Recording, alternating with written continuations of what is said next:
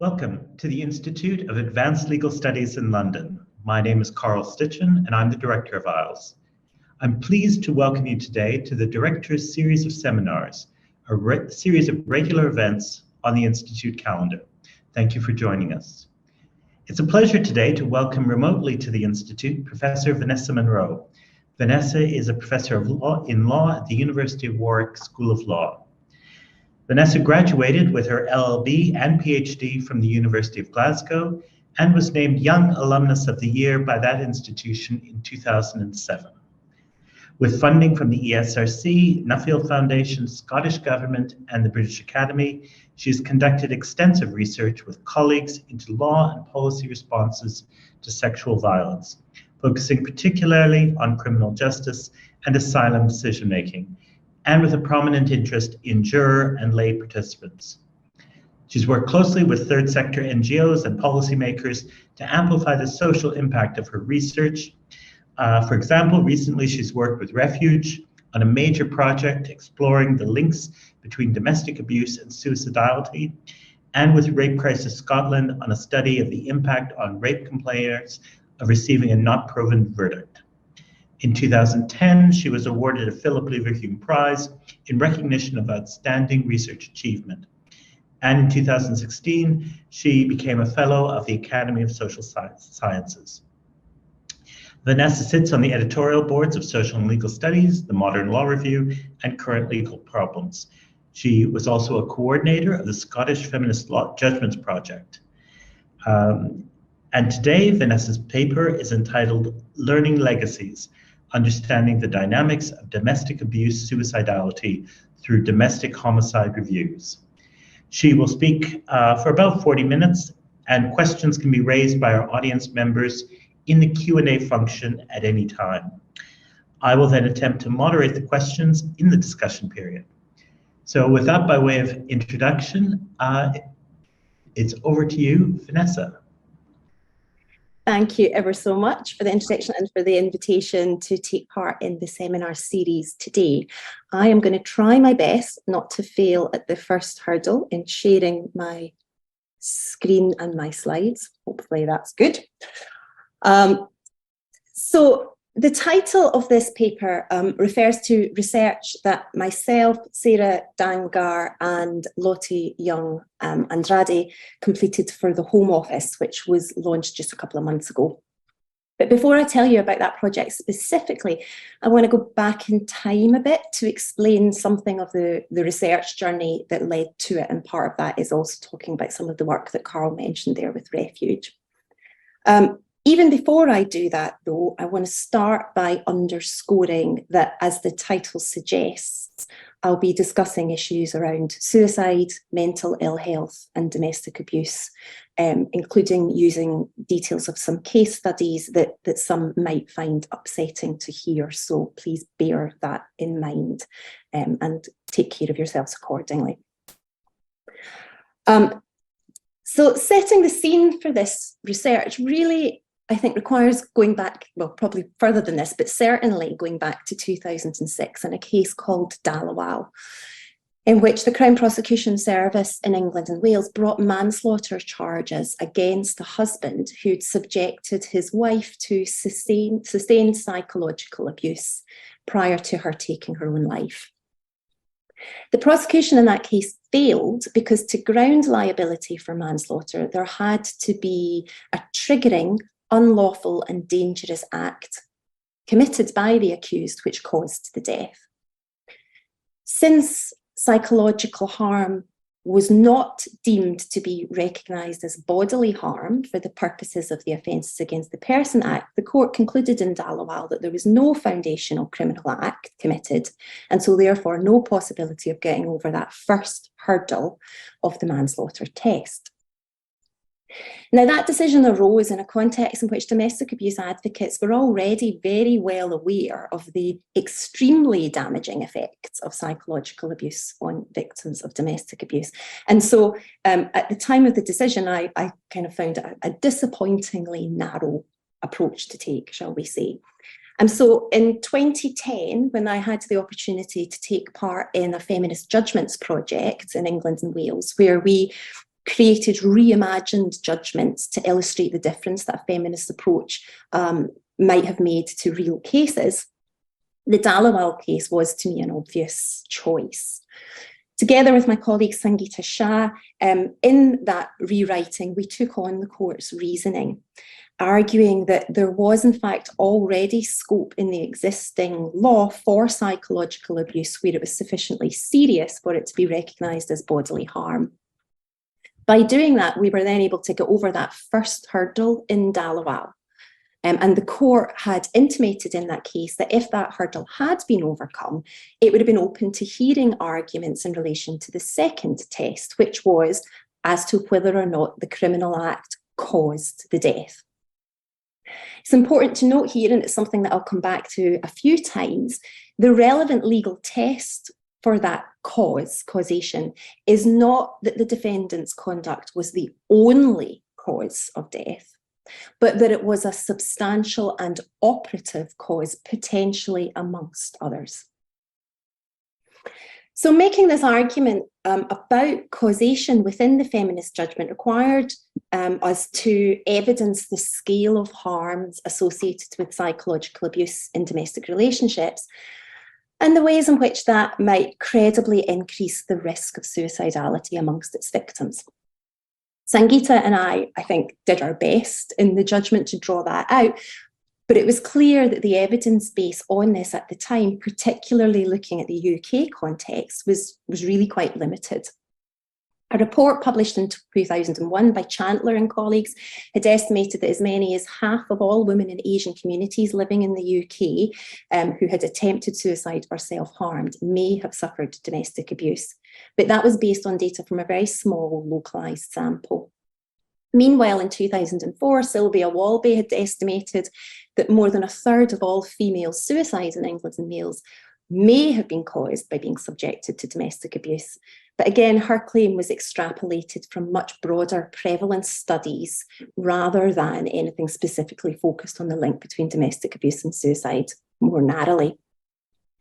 In the period after we finished our feminist rewrite of Dhaliwal, Southall Black Sisters also published an important report, the Safe and Sane report, which is on the slide here. And in that, they reported that in a sample of 409 domestically abused women that the organisation had worked with, 44% had contemplated suicide or self-harm, and 18% had made attempts at suicide or self-harm. And in the 8-year period spanned in the research, a further 8 women had sadly ended their lives by suicide. So there's a kind of a picture somewhat emerging there, but there was still a great deal that we didn't know about the scale and the nature of those links. And the potential relevance of that to those questions about criminal liability of perpetrators became even more urgent with the creation in 2015 of a dedicated offence of coercive and controlling behaviour. By criminalising psychological forms of domestic abuse, this ensured effectively an automatic route over the first hurdle in Dhaliwal, regardless of how the concept of bodily harm came to be interpreted. Thus, the question about the feasibility and the appropriateness of holding perpetrators liable for suicide came to centre on the ability to establish this credible causal connection between the abuse and the death. Its authoritative status in relation to those principles of causation is limited, but it's also worth noting in this context that in 2017, the CPS again brought manslaughter charges against an abusive partner when his victim took her life, using that coercive control offence as part of the foundational criminal act in that first hurdle. And they secured a conviction for manslaughter, albeit via a guilty plea. So some of the causation issues weren't really tested. So that kind of tells a little bit of the story of why I was interested in learning more about the links between domestic abuse and suicide. And that led in turn in 2018 to my getting involved in this project with Refuge. Together with Ruth Aitken in that research, we analysed case files for all clients who had interacted with the charity over a 2-year period between 2015 and 2017. And from that, we identified a core sample of just over 3,500 clients who were over the age of 18, who had completed all the questions on a Core 10 assessment, which is a kind of a measurement tool designed to assess psychological distress or well-being. So they were over 18, they'd completed the Core 10, and they'd provided a history of abuse to their caseworkers. Reflecting Refuge's overall client base, the majority of those clients in this cohort were female, and almost half came from a white British background. The vast majority of perpetrators were men, and by far most commonly they were partners or former partners of the victims, although sometimes other male families, relatives. In terms of the information on suicide that was recorded in those case files, it was recorded in the case files in three main ways. Either a direct question about currently feeling suicidal, which was asked to all clients as part of Refuge's standard risk assessment tool. Also, there was a question in the Core 10, which asked clients if they'd made plans to end their lives. And then, of course, there were the series of kind of narrative comments and notes made by caseworkers, which would also be likely, although not always, to identify indicators of suicidality. And we coded those up alongside these other two measures. Across that sample, then, we found that just under a quarter of clients had responded positively to one or more of those measures of suicidality. 18.9% reported feeling suicidal currently or recently, and 18.3% confirmed that they'd made plans to end their lives previously, with just over 3% declaring that they had made failed suicide attempts either recently or in the past. That overall reflects a level of suicidality that was clearly higher than what has been identified in the general population. And we also found that suicidality was heightened under particular circumstances, specifically where the abuse was cumulative, where it was sustained over a long period of time, or where it was perpetrated by more than one person. Specific measures in the Core 10 and the risk assessment tool were also particularly highly correlated with suicidality. So 86% of clients in the suicidal group reported feeling depressed, compared with 51% in the non-suicidal group. 65% reported feeling isolated from family and friends, compared with 45% in the non-suicidal cohort. And these responses also intersected, often in quite complicated ways, with alcohol and drug issues.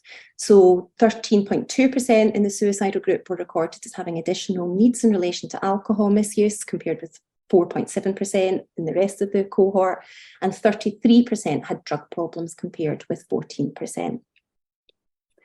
Our findings in this study were also reinforced further by a series of interviews that we undertook with Refuge staff, who reported to us acute concerns about the adequacy of support provided to their clients where they were at risk of or were experiencing suicidality. Staff spoke in particular of a feeling of responsibility for plugging gaps in the provision of services, particularly in relation to mental health and counselling support. And they spoke about a lack of professional curiosity amongst those with whom victims most often interacted, including in particular GPs, accident and emergency departments in the hospitals, police, housing and social services. This meant, in their opinion, that opportunities were often missed, not only to identify and offer support in relation to the domestic abuse, but also to consider the risk that victims might pose to themselves alongside any risks that might be identified as posed to them or their children by perpetrators. And that takes me then to two strands of more recent research. One, which I promise I am getting to soon, is the project on domestic homicide reviews. But the other was a smaller project looking, amongst other things, at criminal justice and third sector professionals' awareness of the connections between domestic abuse and suicide, and their perceptions around the feasibility of prosecuting for manslaughter in cases where victims took their own lives. That bit of work was undertaken in 2021 to 22 with Vanessa and Mandy Burton, who are pictured there smiling on my slides. It involved interviews with 45 professionals across police, prosecution, the judiciary and the third sector. And one of the things which was abundantly clear very early on in that research was that despite having worked on domestic abuse for many years, most of the participants, the majority of the criminal justice professionals we spoke to had rarely considered the existence and relevance of connections to suicide until we raised it with them. Police referred to it, for example, as this one puts it here, a really interesting proposition, but that they were unsure in terms of whether or how they would be able to take that forward. That sense was also echoed by a third sector expert who noted that although in her experience the links between domestic abuse and suicide were clear, she put it, I cannot even know how we would start that conversation with the police. When they were encouraged to consider it, several of our interviewees were supportive in principle of the idea that there should be criminal liability imposed on perpetrators for the death, recognising that victims might feel compelled to take their own lives as a result of coercive control and abuse. So we see, for example, one police officer says, I'd be supportive of that because the coercive control they're under, that must feel like the only way out on some occasions. And another comments, if the coercive control in that context has pushed someone to take their own life, then the perpetrator is very dangerous. And if we don't hold them accountable for that, then we're leaving others at risk. At the same time, though, others were significantly more dubious, suggesting that to hold perpetrators liable would be to ignore victims' responsibility for what they saw as choosing to take their own lives.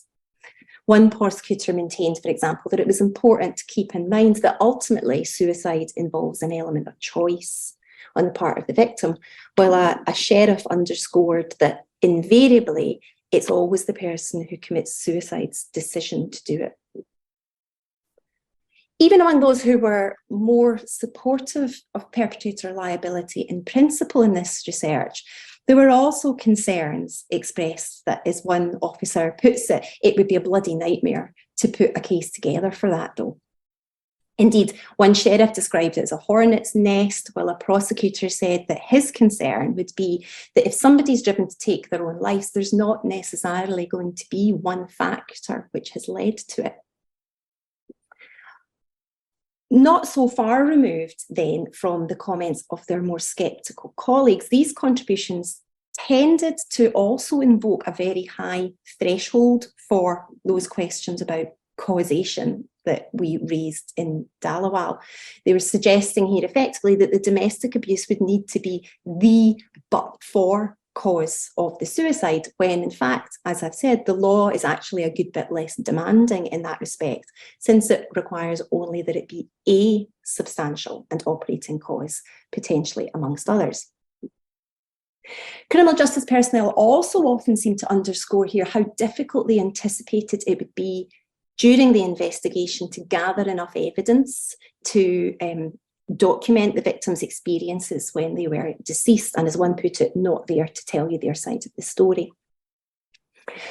But what's tricky here is that this is something that police and prosecutors are already required to navigate when they're pursuing evidence-led prosecutions.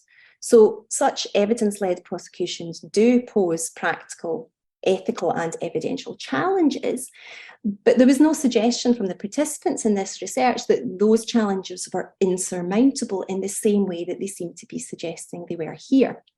One officer remarked, for example, I just don't see you would ever be able to prove that. With such a personal crime, you never know what's going on behind closed doors. But why it should necessarily be more problematic when the victim is deceased as opposed to alive but unwilling to contribute to an investigation isn't entirely clear.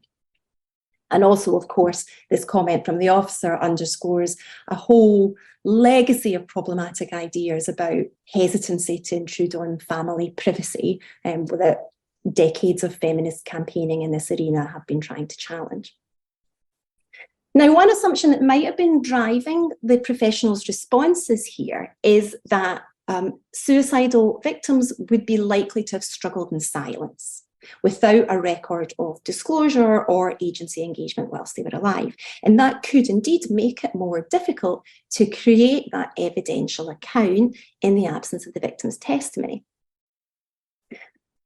But while that will no doubt have been the case for some deceased victims, it's certainly not the picture that has emerged from recent research exploring victims' engagement with services prior to taking their own lives. And this, at long last, you might think, brings me to the most recent piece of research on suicide DHRs that's referenced in the title to this paper.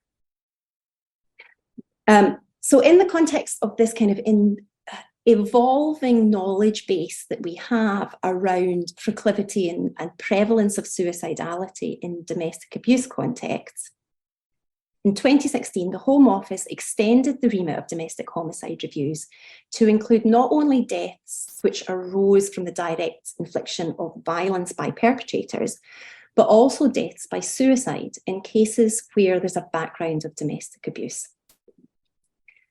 Initially implemented in 2011, domestic homicide reviews are intended to provide a mechanism in England and Wales for multi- and interagency evaluation of domestic abuse prevention and protection initiatives. So their objective, as the Home Office says, is to learn lessons from the past in order to make the future safer. In particular, with a focus on victims' experiences and interactions with agencies, and any challenges or obstacles that services might have faced in providing those victims with support and safety. Research around the substance and process of domestic homicide reviews is still patchy, partly because there have not thus far been particularly effective mechanisms for gathering those reviews in a centralised repository to make that research process easy or transparent. So overall, the evidence base is still a bit patchy, but there is now a growing body of research starting to explore the kind of the outcomes and the content of DHRs in general. But to date, little is known about suicide DHRs in particular. There's been some very recent work by Bates and colleagues which has indicated that the levels of agency contact were noticeably higher in suicide cases than in respect of other domestic homicide victims that they looked at, with an known involvement in 74% of the suicides that they explored. And there's also been some recent work by Monckton Smith and colleagues which has provided quite kind of powerful narrative accounts of deceased victims with complicated needs, including in relation to alcohol or drug use, who often interacted with services and who, prior to their suicide, had disclosed those kind of feelings of entrapment and hopelessness that the research with refuge indicated were likely to be key factors. But a kind of systematic gathering of information and learning from across suicide DHRs has been lacking. And this work here, which was done with Sarah and Lottie, again, smiling pictures there so that they're here in spirit, was designed to try to fill that gap. In particular, working with AFTA, which is a charity that supports and advocates for people bereaved in the context of domestic abuse. What we wanted to do in this research was to explore the commissioning, the context and the findings of DHRs in suicide cases, try and consolidate knowledge across the DHRs that have been undertaken in England and Wales to date, and then think about that holistically with extra input from key stakeholders involved in the process in different ways. So the research was undertaken in 3 incremental phases, again during 2021 to 2022. It was conducted in very tight timescales because of the nature of the funding programme, but it involved a combination of literature reviews and then close analysis of 32 suicide DHRs, which on the face of it probably doesn't sound like a particularly large sample, but we believe that that captures most, if not all, of the DHRs that had been commissioned, completed and published in suicide cases by the time of our research. And some of those DHRs, as I'll go on to say a little bit more about, are very detailed and very sizable. So actually it's quite a rich data set from that point of view. And as I say, we situated that alongside a series of interviews with stakeholders involved in suicide DHR processes in various different ways. We analysed the data using a combination of qualitative and quantitative approaches, and we benefited substantially throughout from input from our stakeholder advisory group, which was made up of 2 academics and 3 bereaved family members.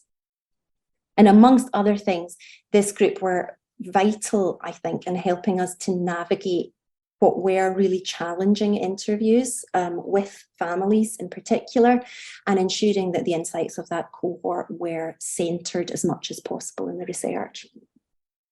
The research report itself is available online. There's a little, in the slide a couple back, there's a QR code that you can use to locate it.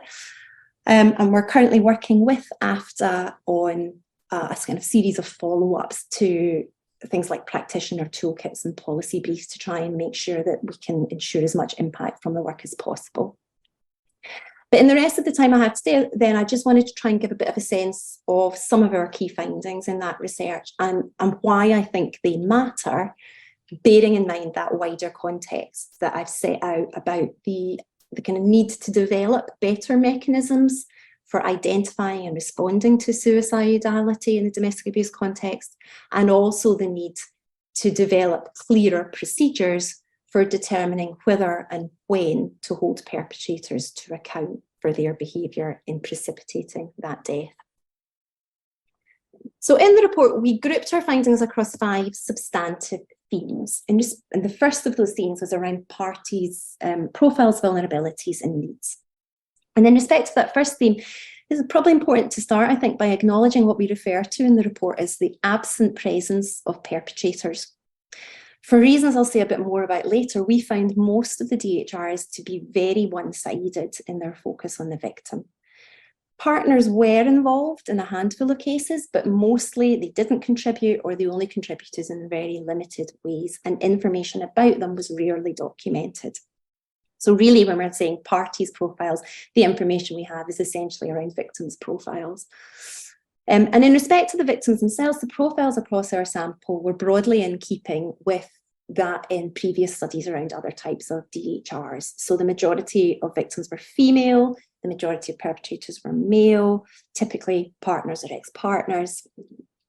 Ethnicity data was missing for about 1/5 of the reports, which in itself is pretty problematic. But where it was noted, the majority of victims were classified as white British. There was a spread of ages, but something of a cluster amongst victims aged 25 to 34. And almost 2/3 of the deceased had dependent children, half of whom were still living with them at the time of their death.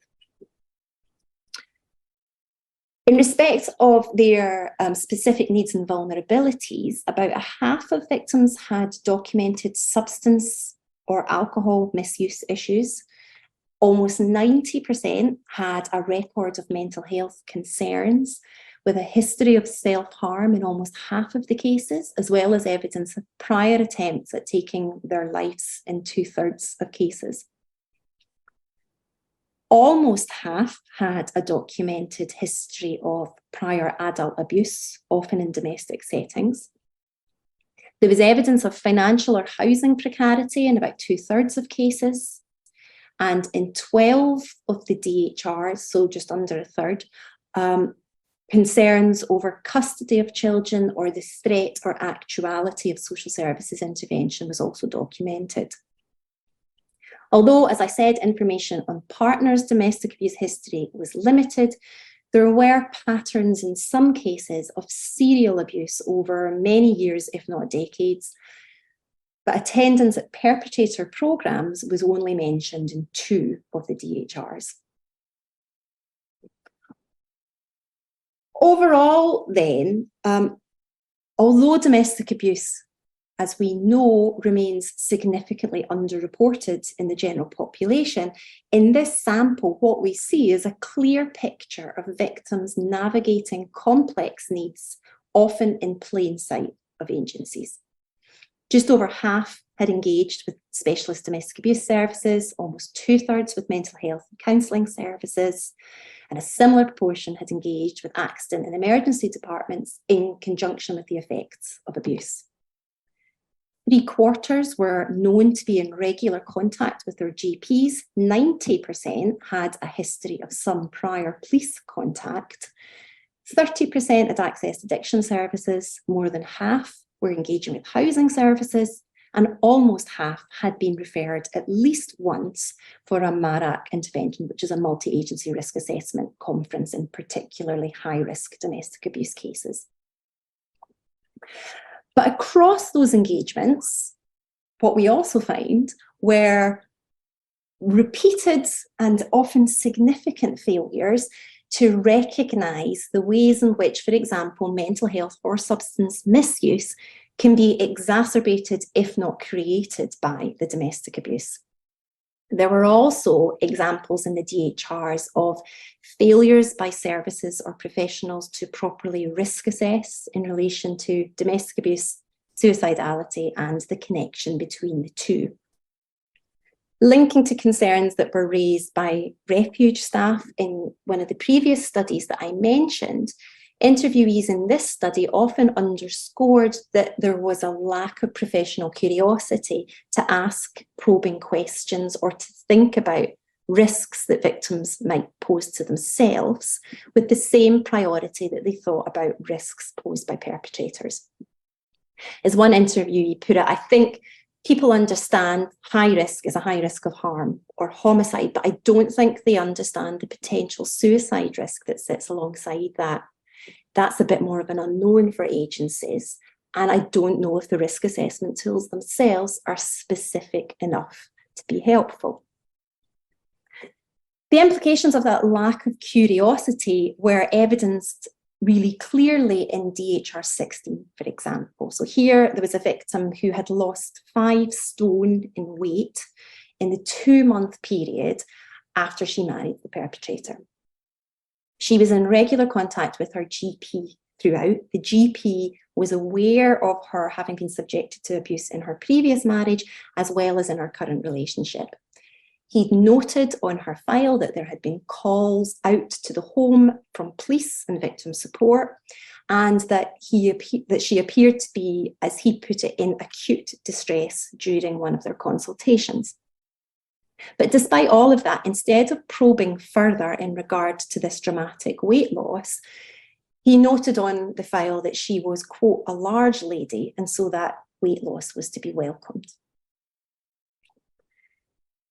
In respect of criminal justice systems in particular, the DHRs identified inconsistent practice between frontline officers in terms of the seriousness with which they responded to domestic abuse, as well as assumptions where police misidentified victims as the primary aggressors, with that then being used by perpetrators to extend their control over them. We also found evidence of failures to update risk assessments appropriately in light of changing circumstances, and numerous failures to join up dots between individual reports so that police were better able to see a pattern of escalating behaviour and increased risk. In relation to social services, meanwhile, we identified a failure to engage empathetically with victims of domestic abuse in decision-making around child protection and removal. And we saw several cases where the removal of children was clearly a significant factor in amplifying victims' sense of hopelessness. More broadly, we also found several examples of what we refer to as siloed agency responses and service engagements that lacked appreciation of the complex needs that victims were often navigating. So as one interviewee put it, there's a lack of appreciation of the impact of trauma, a lack of curiosity to follow up on things when people might have dropped out of contact or seemed to be spiralling in other ways. And we can see that particularly clearly in DHR 19, for example. So here, the victim had agreed to be referred to a specialist domestic abuse service after reporting to police that her ex-partner had begun to contact her again with the threat that he knew her new address. When she didn't attend that first appointment with the specialist DA service, however, her file was closed. It's now understood that around that same time, the victim had also contacted a crisis team disclosing heightened anxiety and suicidal thoughts, and there was evidence of her increasing withdrawal from social settings. Now, we all know that resourcing pressures are acute in this space, but by closing her case after that one missed appointment, the service here failed to recognise the victim's lack of engagement with them as an indicator of increased risk, and therefore a key opportunity was potentially missed for intervention. Now, obviously people's trajectories to suicide are variable and they're complex. But the third theme that we explored in the research addresses the run-up to, the context and the aftermath of the victim's death. And one of the things that we identified here was that alongside the kind of incremental grinding down and isolation that is so often associated with the abuse itself, many victims were substantially ground down by these disappointing interactions with agencies and support services. In DHR 27, for example, the victim telephoned 111, reporting that she was having suicidal thoughts after having made 2 prior attempts to take her life in the preceding weeks. A clinical advisor went off, contacted the crisis team, who told the advisor that the victim wasn't currently on their caseloads, and so there was nothing that they could do. She would have to be referred back to the GP to make a referral to the crisis team. Clinical advisor phones the victim back to relay that situation to them. And in response, the victim commented that she, quote, got that a lot. And she said, "I'm not phoning anyone else. Everyone turns me away. What's the point?" She took her life a few hours later. In other cases, moreover, there were moments of acute stress in the immediate period before the suicide that are likely to have been significant, and these were often provoked by victims' interactions with agencies, in particular criminal justice system and social services. So in DHR 16, for example, we had a victim who had been under the impression that her perpetrator had bail conditions attached, which prevented him from being in the town where she lived. When she found out that that was not in fact the case, she suffered a substantial deterioration in her mental state. She lodged a victim's right of review against the decision by the police not to prosecute the perpetrator for his associated breach of a non-molestation order that was in place. And 2 days after she received news that that right of review had been denied, she took her life. Meanwhile, family member 4 recounted that at the point at which her sister's children were placed on a plan under an interim care order with the local authority, in her sister's words, the writing was on the wall. The care order was imposed on the Thursday, and her sister took her life the following Monday. Another issue that we address under this theme in the report, which also maps to the interviews with criminal justice stakeholders that I spoke about earlier, is the adequacy of police investigations in the aftermath of suicides. Concerns were raised by many professionals and family members alike about a tendency to close investigations too quickly and not to identify or act on links to domestic abuse. So as one interviewee put it, my biggest issue, and I see it over and over again, is police not linking a death to domestic abuse. Therefore, everything's built in a house of sand. You lose everything. There's no DHR, no investigation, no justice. Family members also recounted that they'd experienced substantial difficulties in getting police to revisit their conclusions around the circumstances of the death. And more generally, they spoke often about their communication with state agencies feeling fraught. As one put it, "You're completely disadvantaged by being family. He told me I couldn't be objective and that no one would listen. My evidence and opinion counted for nothing because I was the deceased sister. The police officer actually told me that." In that respect, it's also important to highlight, I think, the significant need for specialist bereavement counselling and accessible legal advice and advocacy for bereaved families in these circumstances, not just to assist them with the inquest and the DHR process, which in themselves can be complicated and burdensome, but also in dealing with the legacies that are left by the death in terms of things like child custody disputes, applications for protective orders against perpetrators.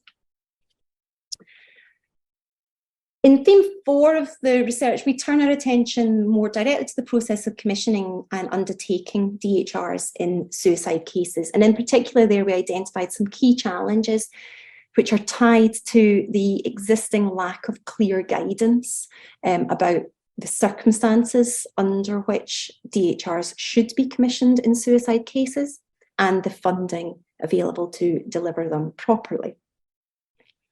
As one of our interviewees put it, this generated a concern from their point of view that there are many, many more victims dying by suicide than result in a DHR. So it's kind of a known unknown about the scale of the problem.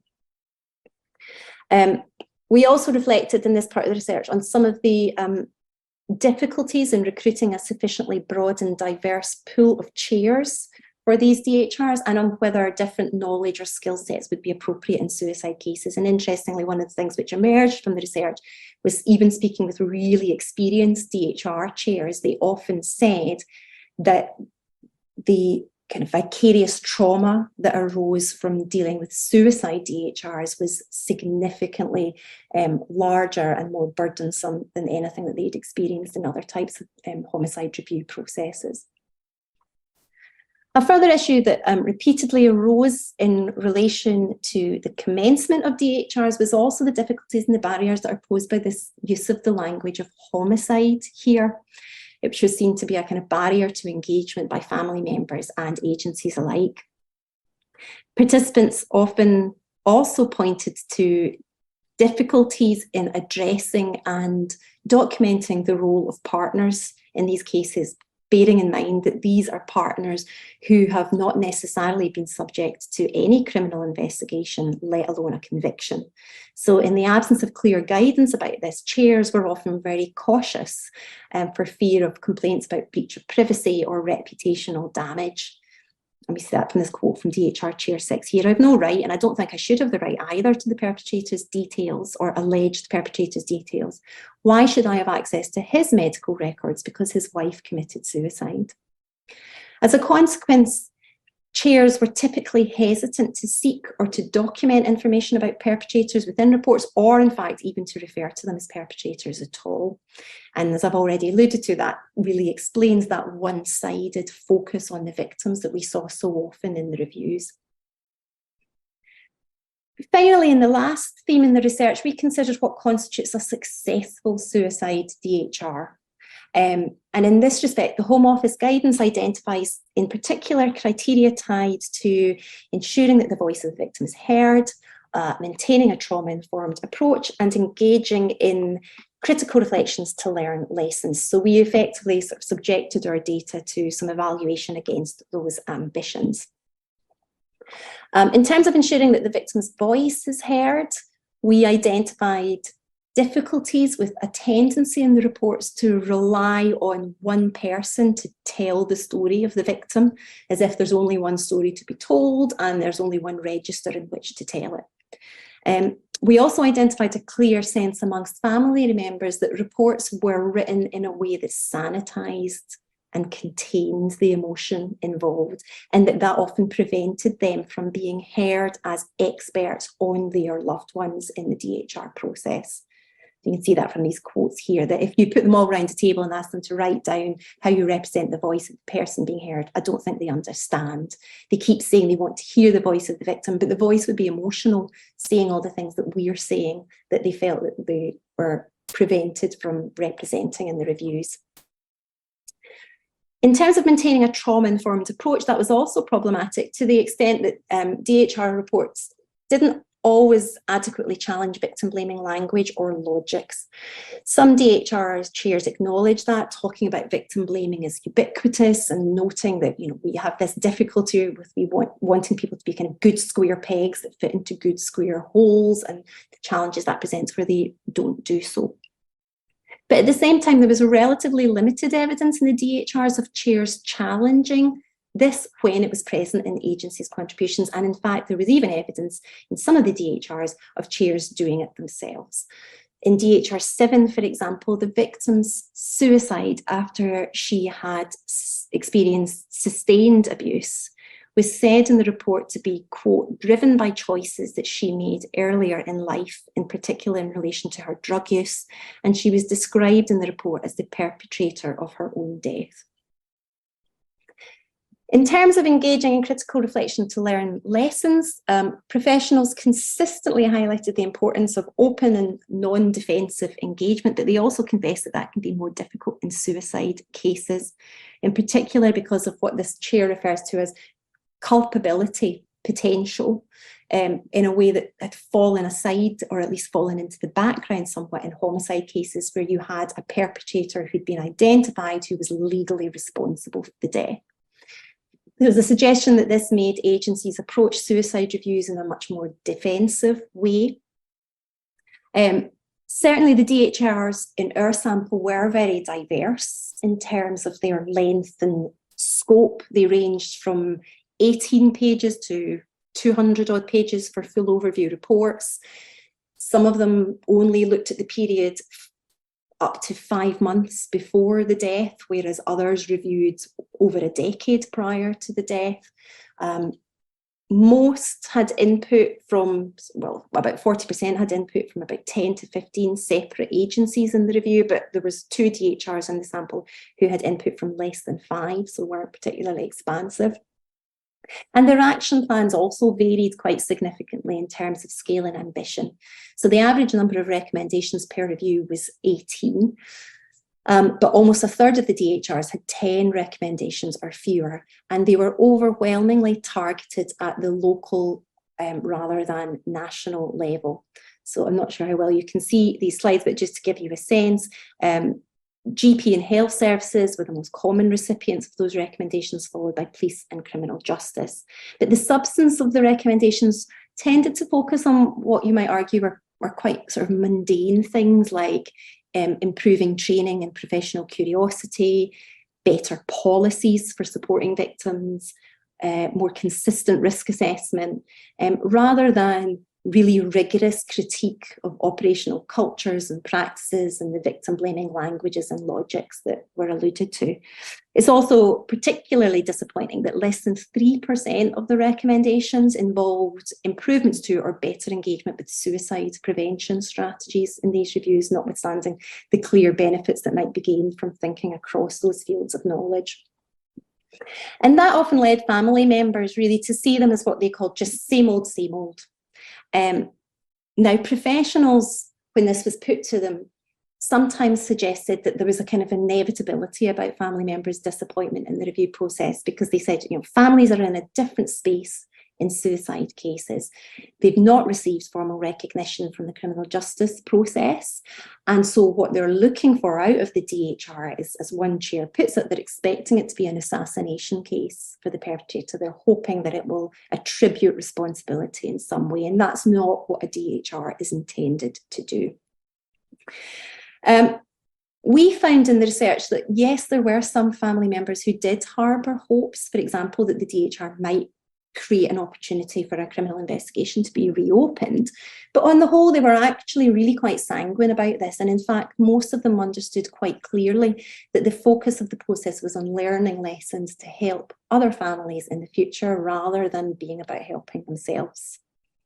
And you can see that in those couple of quotes from the family members there. Indeed, this exchange, I know it's a lengthy exchange, but I think it's quite a powerful one. This exchange here, which took place during a family member focus group, I think draws this out really nicely, that their view was that it was the way that they were treated by agencies, both within and outside of the DHR process, that created this antagonism that in turn led to the disappointment and the sense of kind of being underwhelmed by the outputs. That was the cause, rather than any misplaced expectations on their part about what the review could achieve. So one family member talks about, everyone thinks we're there to blame them. I don't think anyone started out on that journey, but the system sort of makes us feel like we end up angry at the agencies as well. Another confirms it's a sort of self-fulfilling prophecy, the angry family, but it's because you've been ignoring me. overall then, conscious of time, this research clearly, like all research, has its own limitations. But I think it's important, or at least I hope it's important, in providing a more kind of robust evidence base for understanding the dynamics of suicidality and domestic abuse, and evaluating the adequacy of existing responses to victims' undoubtedly complex needs by statutory and third sector agencies. It also hopefully helps us to interrogate existing processes for investigating death and commissioning DHRs in suicide cases, and to begin to respond more effectively to some of the unique challenges that are presented in running suicide DHRs successfully. But DHRs aren't just about learning and change. They are and should remain a lasting narrative of someone's life, of their experiences of abuse, their death, and the impact on those left behind. And it's these human stories that I think need to remain at the heart of any policy or process improvement. The Home Office is currently working to revise its DHR process in England and Wales.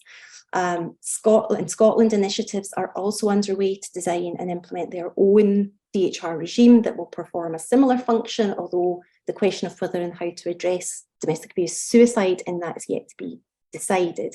And our hope is that this research can inform those discussions and ultimately prevent deaths in a context in which, contrary to what might be assumed, victims are often struggling in plain sight of agencies. Risks of suicidality are there to be identified, and suicide itself is presentable. Equally though, and last point, just kind of circling back to where this presentation began, it's important to underscore, I think, that the kind of intersecting structural and systemic factors that I think can be illuminated through a robust DHR process shouldn't be thought to necessarily absolve perpetrators of their responsibility for the death.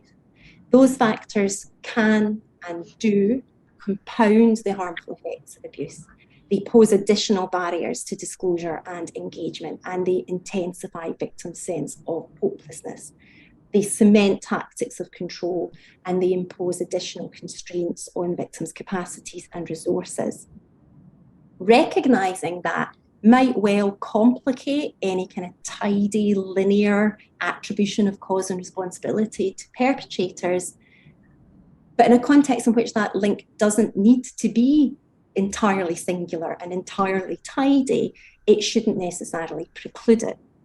Iris Marianne Young speaks about the ways in which social structures constrain indirectly and cumulatively by blocking possibilities. And she draws in that discussion on Marilyn Fry's analogy of the birdcage, which is apt because, as Young puts it, looked at one by one, no wire is capable of preventing a bird from flying. It's the joint relationship of the wires that can prevent flight. The conduct of an individual perpetrator of abuse can, no doubt, prevent a victim from escape. But what the DHR process can illuminate, I think, is the ways in which the additional effects of intersecting vulnerabilities and underwhelming agency engagement can make victims' efforts at flight feel all the more futile, precisely often because they are.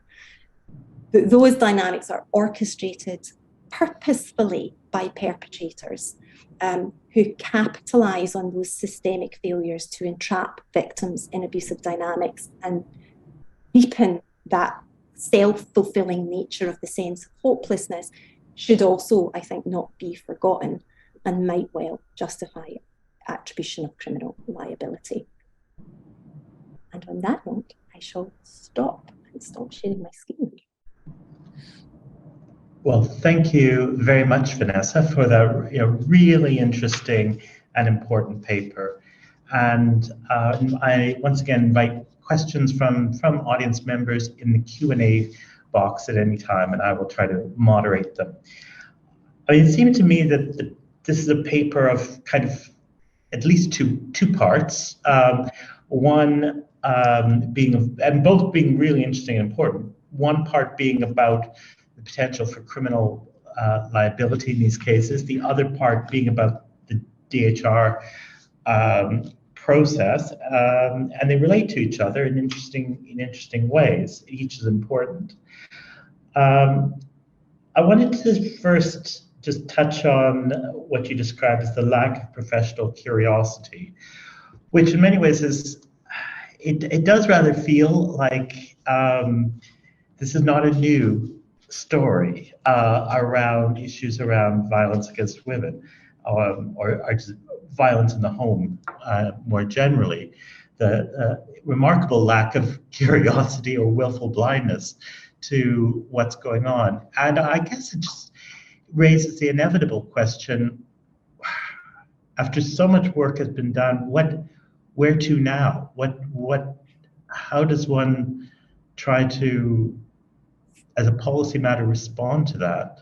How do you make people curious? Yeah. Well, I mean, I suppose it's bound up with so many things, that, isn't it? Because I think there's a double whammy to the lack of professional curiosity in this context, because you have a lack of professional curiosity around asking questions about domestic abuse that has been well established, but you also have a kind of queasiness or a discomfort about asking about suicidality, asking about mental distress. And so you have two kind of spheres of silencing which operate together to make professional curiosity all the more difficult, I think. But equally, in terms of things that shift that, there's one which is super mundane, which is just resources. GPs in this context, come under quite a lot of criticism in the sector for, not asking those probing questions, not picking up on signals and cues when so many victims of abuse are often in regular contact with them. But, you don't need to think about that interaction with the GP for long to appreciate that it's often a very difficult space in which to really embark on those kind of, there isn't the capacity to do it. So I think there are real issues around capacity. And there's also real issues around training and competence, and particularly with suicide. I think there remains this perception of it as, primarily a mental health problem, and very often these are not, this is not a question about mental health diagnoses and psychiatric conditions. These are very rational responses to very difficult abusive circumstances over sustained periods of time. So I think the training and the competence to engage in those conversations, you can extrapolate to thinking about, engaging as academics with personal treaties and the discomfort that you can feel around certain types of conversations. So it's not surprising that there's this lack of professional curiosity, but I think that the ramifications of it are really clearly very significant in this space. And over again, this isn't situations where these victims had one or two brief encounters. We were talking about serial engagements over a long period of time with lots of different agencies. And I mean, it would be interesting thinking about, interesting in not in a good way, but in probably quite a depressing way, to think about the impact of the pandemic on all of this. Yeah. And there was some sense of that in the research, but obviously one of the things about the DHRs is they can take an extremely long time to come through fruition, which in itself causes all sorts of difficulties and problems. So we probably didn't see as much of that in this particular bit of research, but it certainly complicates factors around, obviously, isolation, engagement with agencies, which are difficult enough under other normal circumstances. We have a question, a comment, and a question from one of our audience members who's been directly involved, who has direct family involvement. So we're really grateful to our audience member for raising this. It's obviously, it is deeply traumatic. So this is what they write. We are waiting for the NHS Serious Incident Review report on my sister's care. We highlighted many questions about lack of professional curiosity or recognition of the cause of my sister's illness. We've been told the report does not mention domestic abuse at all. How can lessons be learned if none of these areas are addressed in their recommendations? Yeah, and I think that also speaks to what we have here is in the DHR study is we have 13 reviews which, frankly, against all the odds, were identified as cases where the suicide was potentially connected to domestic abuse and, moreover, was connected in a way that somebody decided it merited commissioning the DHR. So this is, it could not be more the case that this is the absolute tip of an iceberg. Over and over again in the interviews with stakeholders and with family members who are kind of battling through that process currently, you saw this. What tends to happen will be very quick decisions made regarding cause of death, no sustained investigation around that, and then evidence is lost. It's too late after that point to retrace steps. So in these cases, part of the reason there's such strong agency engagement is also because these are the cases where there were so many flags that they became recognised and a review was commissioned. But there are so many cases where that doesn't happen. And that kind of raises another somewhat depressing point, which is about kind of, when you think about what policy improvements can be made. And the thing that I kept coming back to was better interagency, or as well as professional curiosity, interagency working. Now, much like lack of professional curiosity has been an issue for forever, interagency working and lack of it has also been around forever. Yeah, I mean, I suppose I kind of came into this not knowing a great deal about the DHR process because, as you said at the start, and I suppose that's why I think it's helpful to kind of have that long narrative arc from 2006 onwards, because it explains in a way how I find myself here looking at DHRs. And there are so many challenges in the DHR process, in particular, I think, around suicide cases. But there is also some really valuable potential in that process where it can be made to work, to start to address some of those difficulties about multi-agency working and multi-agency knowledge, actually, before you even get to multi-agency working, to start to think about where the blind spots are and to start to understand that actually, having a system where we're saying you can't come to the housing services for alternative accommodation until you've gone to the addiction services and established that you're no longer using alcohol or drugs, leaves victims who have multiple complicated intersecting needs, leaves them stuck in a system where they can't address help. So I think there is potential in mechanisms like DHRs, but it's a difficult thing to navigate, and I think it's a particularly difficult thing to navigate when you don't have a parallel justice process. It's been designed as a system that really is there for when you also have a parallel justice process, which is taking care of some of the complexities of that score, and then the DHR is a lesson learning enterprise, and that's much trickier in suicide cases. And another question from the audience, which is kind of another age-old question. Why is there a lack of support from police and government agencies? A lack of support from them, or from them. For I think it's the same individual who has experience from a family member. I mean, I think one of the things about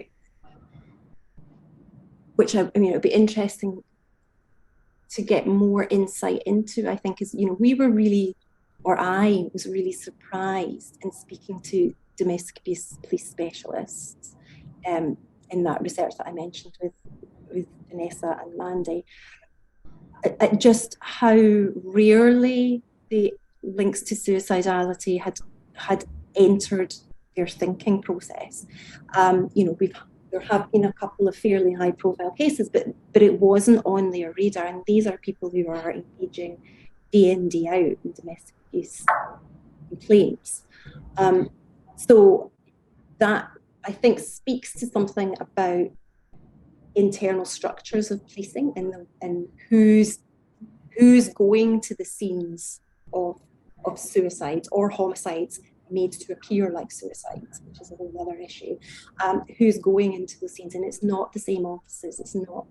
And so I think there's, in the same way that we're talking about failures in conversations across agencies, there's failures in conversations within organisations to start to build that understanding. And as things stand, as I understand it anyway, the approach that the police will adopt to determining whether or not there's been a suicide is quite kind of formulaic process, and so it's not one that's apt to provoke interrogation of context unless there's a kind of proactive case made for it, and of course that has to happen in the moment, not afterwards, because family members then are so often silent. I wanted to now just turn to the criminal context, which is kind of the other part of the paper. And one thing that struck me in thinking about causation is kind of the slipperiness of causation. So that it's interesting in some contexts, and all in the criminal law context, in some contexts, causation can be quite loose. So when you think of things like joint enterprise or something like that, where suddenly causation seems to be remarkably loosely interpreted, and yet in this context, causation is seems to be a very kind of strict but-for type interpretation. And I wonder if you had any thoughts on that, maybe connecting that to some of the work on might be on feminist judgments. Maybe these things connect, and thinking about the different ways causation gets used depending on what kind of context it is. Yeah, it's an interesting one, isn't it? And the case law itself is actually, much more candid about this than it is in relation to other slippery legal concepts. The Kennedy, they're pretty candid about the fact, yes, it's a context-specific notion, causation, and it will vary accordingly. I think that the test is not designed to be a but-for test, but I think that the reason why in this context there might be an impulse, or at least there has perhaps been an impulse to interpret it narrowly, is about lack of recognition of the severity of psychological abuse. So I think, certainly in Dallowall, what the court said in Dallowall was, it doesn't even go over the first hurdle. Had it got over the first hurdle, we'd have considered causation. My gut is that when they considered causation, I don't think it would have got a particularly sympathetic hearing because of a failure at that point in time to properly recognise the severity of psychological abuse. I'd like to think that there's more scope for that now with the coercive control legislation, which after all is precisely designed to respond to a recognition of the severity of that harm. But even at that, I'm not so sure. So, it's been suggested to me that this question of causation's sorted because of a case called Wallace, which was 2018, I think. And it was quite a high profile case at the time where the victim was subjected to an acid attack by, I think, his former partner or possibly partner, and suffered severe injuries as a result, and ultimately went to Belgium to die by voluntary euthanasia. And the partner was charged and convicted of manslaughter. And in that case, you might say, oh, that transfers over really neatly. Here's a case where there was an unlawful act of domestic abuse and it resulted in the death and causation's been established, and this is all concluded. But I think there are a couple of really interesting moments in that judgment, in particular, where they underscore, first of all, that this victim had, I can't remember the exact wording, but something like no prior indicators of any kind of vulnerabilities or proclivity towards self-harm or suicidality. Now, that is not going to apply for a lot of victims of domestic abuse for a variety of reasons, most of them bound up with the long histories of abuse that they've encountered and endured. And also, this is a case, the Wallace case is a very dramatic moment of physical attack, which generated psychological harms thereafter. So it's still, I think, up for grabs in that sense, how that interpretation would play out. But, ultimately, the test is, was it substantial and operating cause? I think there's a very credible basis for saying that it was. Then the only other issue is, did the person taking their life break that causal chain? Was that a voluntary act? Now, my interpretation, it would be hard to envisage that as a voluntary act. We have cases where people jumping out of cars to avoid a threat from an attacker wasn't a voluntary act that broke the chain. So I don't see why this would be a voluntary act that breaks the chain. So, but that's my interpretation. It certainly isn't.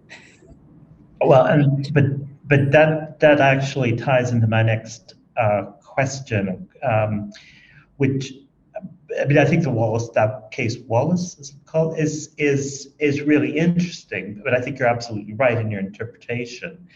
It reminds me of sort of the tort cases on psychological harm, where if psychological harm had to piggyback onto some kind of physical damage in order to be recognized. And same here, the acid attack is physical, presumably just quite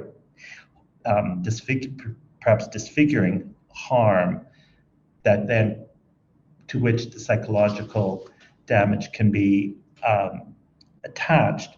Whereas, my question I wrote down, and I think your Wallace case probably answers it.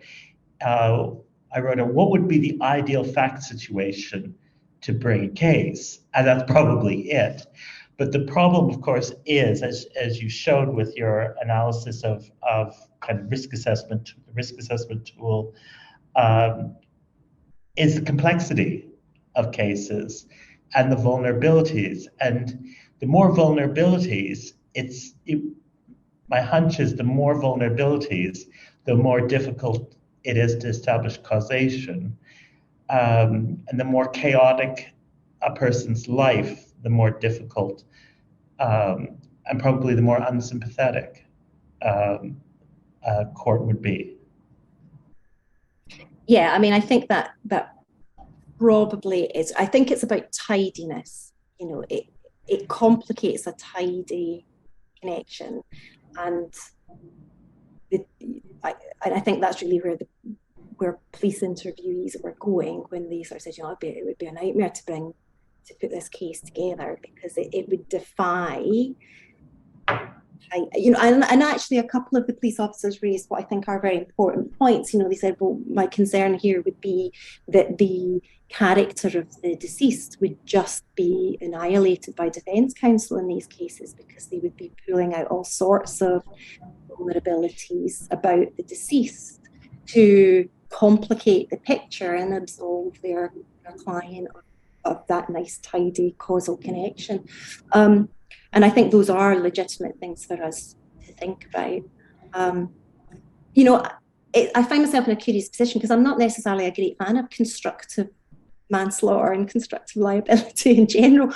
But I do think, if you have an offence which has this foundation of, an unlawful and dangerous act causing death, I think there's a pretty compelling logic in those cases, given the way that the tests are currently fashioned and the fact that it isn't a but for, it doesn't have to be the only cause.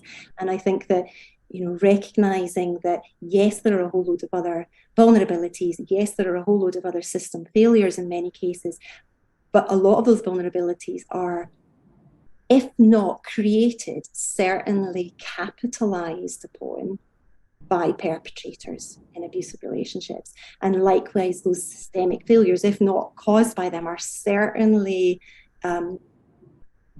used to cement isolation, control, sense of helplessness and hopelessness. So they dovetail in quite complicated ways, I think.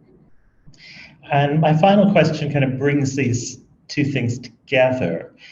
And I thought it was really interesting when you're finding that DHRs, that the perpetrator of domestic abuse is kind of invisibilized in this. And I suppose, I mean, I had some sympathy to the DHRs around that it's not their job to be attributing responsibility on the part of an accused who has rights as a right to be considered innocent until proven guilty in a court. So it's a tough position for the DHR as between the potential perpetrator of domestic abuse and the family of the victim. Absolutely. I mean, I think one of the problems at the moment is there's zero guidance on it. So I don't want to be the person that's trying to write that guidance, because I agree it's very complicated, but currently there is zero guidance. So what that means, understandably, is that DHR chairs tend to err on the side of caution.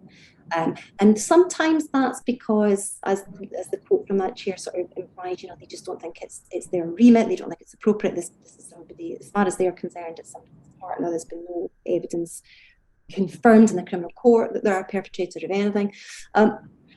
But also, and I think a more legitimate argument is, these are partners who are in the community, who are at liberty, and you have a DHR process where your chair and your panel members are known. And so there was also quite a legitimate concern about, what we need to be very careful about what we say about this person, because there is risks to the panel. And there was one DHR, for example, which really stays with me, where the most significant evidence regarding the scale of the abuse came from the deceased child's head teacher. And that head teacher's name was on that report. It's in the DHR. That partner is still, out in the community, might well still be sending their child to the same school. So the risks that puts somebody like that head teacher in are really quite significant. So it is a hugely difficult line to tread, no doubt. But I suppose where there might be scope for navigation is that this isn't about attributing blame and responsibility, but it is about learning about the life and experiences. And that's a life and an experience which was in a relation with this other party. So I think it's probably trying to kind of tease the boundaries of what's legitimate inquiry to understand the context in a meaningful way without, and that there's a fine line there, granted, but I think that's probably where it lies.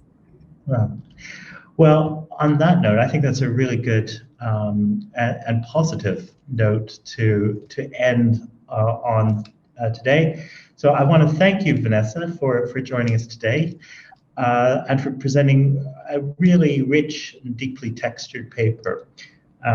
Fascinating research. And thanks as well to our audience for joining us and for your participation. So until our next seminar, whether it's remote or face-to-face, it's goodbye from the Institute of Advanced Legal Studies. Bye.